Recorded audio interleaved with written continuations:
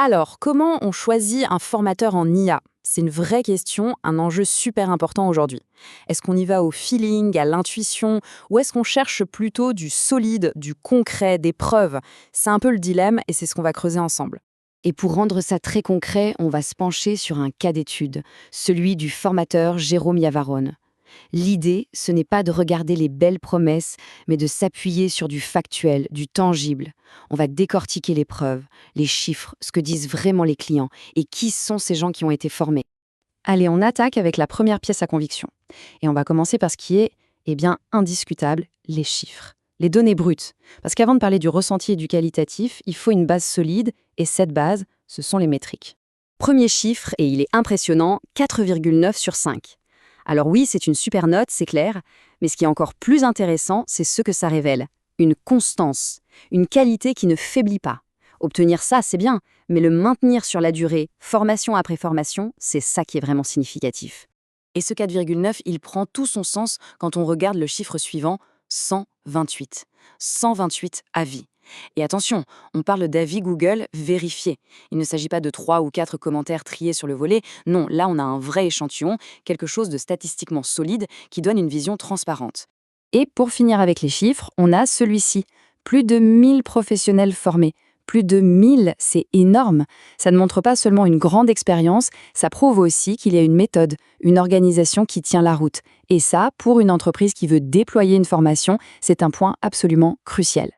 Bon, les chiffres, c'est une chose, c'est la base. Mais maintenant, il faut aller voir ce qu'il y a derrière.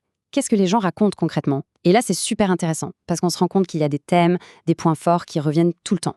C'est comme ça qu'on identifie la véritable patte, la signature du formateur. Alors, qu'est-ce qui ressort? Eh bien, il y a 4 grands piliers qui apparaissent systématiquement. D'abord, la pédagogie et la clarté. Ensuite, l'adaptabilité à tous les niveaux. Troisièmement, une approche très pratique. Et enfin, cette capacité à démystifier l'IA, même pour ceux qui n'y connaissent rien. On va regarder ça de plus près. La pédagogie. Qu'est-ce que ça veut dire concrètement pour une formation IA? Eh bien, c'est simple. C'est l'art de prendre un sujet qui peut paraître hyper complexe et de le rendre accessible. C'est faire en sorte que tout le monde, qu'on soit un pro de la tech ou un débutant total, reparte en ayant compris. C'est vraiment la clé de voûte de tout. Et ce témoignage, il est parfait pour illustrer ça. Passionné, pédagogue, il a su rendre des sujets parfois complexes, accessibles. Tout est dit. On voit bien que ça va plus loin que de juste réciter un cours. Il y a cette capacité à transformer le complexe en quelque chose de simple à comprendre. Là, avec le retour de Bruno Amatio, on touche au deuxième point super important, le concret. Ultra pratique, il dit. On est reparti avec des outils qu'on utilise tous les jours.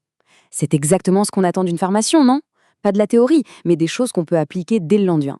Le retour sur investissement est direct. Troisième pilier, avec ce commentaire, l'adaptabilité. Ça, c'est un défi énorme dans n'importe quelle formation. On a toujours des gens avec des niveaux très différents. La phrase « sait s'adapter aux différents niveaux des participants » est essentielle. Ça veut dire qu'il est capable de jongler, de donner aux plus avancés ce qu'ils cherchent, sans perdre les débutants. C'est un vrai talent. On arrive maintenant à la dernière pièce du dossier et c'est peut-être la plus convaincante. C'est la preuve par la diversité. On va voir que la méthode fonctionne, peu importe le métier, peu importe le secteur. C'est le test de résistance ultime pour une approche pédagogique. Regardez ce tableau, c'est assez parlant. On a des managers qui veulent savoir comment accompagner leurs équipes, des directeurs des ressources humaines qui l'utilisent pour leurs offres d'emploi, des dirigeants de PME qui ont trouvé des outils pour leur quotidien, et même des professions libérales. Ça touche vraiment tout le monde. Et le point commun dans tout ça, c'est que la formation arrive à faire le pont entre la réalité de chaque métier et ce que l'IA peut apporter. Peu importe qu'on soit déjà à l'aise avec la tech ou qu'on parte de zéro complet, la connexion se fait et tout le monde s'y retrouve. C'est ça, la force du truc. Ce commentaire de Vincent Raeffet-Gaudin, c'est un peu la cerise sur le gâteau.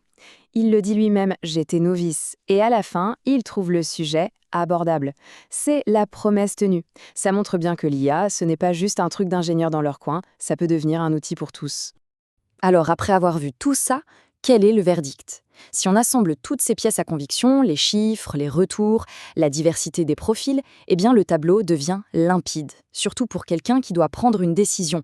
En fait, tout repose sur 3 piliers super solides. 1. Des chiffres qui parlent d'eux-mêmes. 2. Des retours clients incroyablement cohérents. Et 3. Une polyvalence qui a été testée et approuvée par des tas de métiers différents. Et donc, la conclusion est assez simple. Choisir un formateur avec ce genre d'historique, ce n'est pas un saut dans le vide, ce n'est pas un pari. C'est une décision qui s'appuie sur des faits.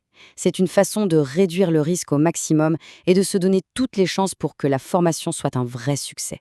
Alors, pour finir, on pourrait se poser une question. Un projet IA, c'est stratégique, et le facteur humain, c'est la clé. Du coup, est-ce que le premier retour sur investissement, ce ne serait pas tout simplement la confiance? Partir avec un partenaire dont la valeur est prouvée, c'est peut-être la meilleure façon de s'assurer que le projet démarre du bon pied.